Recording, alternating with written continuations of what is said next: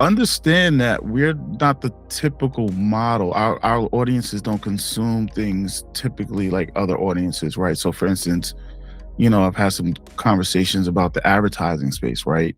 I think the work that like Edison Research does with their report, the Black Listeners Podcast Listeners Report, what Pew Research just put out recently about the influence we have, the how loyal and how engaging our audiences can be. I think people get too enamored with the numbers. So when you're approaching a Black content creator, I think you need to work with them and try to understand what is the influence they actually have on their audience, because that's how we do things. Like, if I like something, I'm gonna tell my friends and they'll go check it out, right? We do a lot of word of mouth. We trust, but we don't give trust willingly. We'll trust you up to a certain point.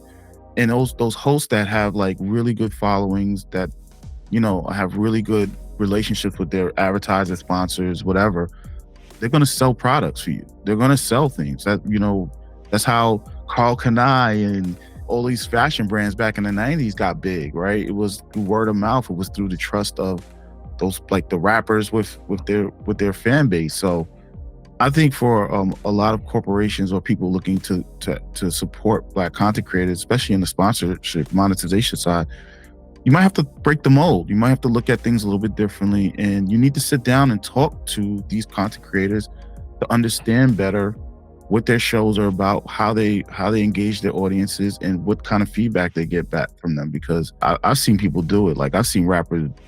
I'm always going to refer to the music industry. That's what I've seen rappers. What might be like, at a show with only 100 fans, but those people brought the shirts. They brought the music. They supported.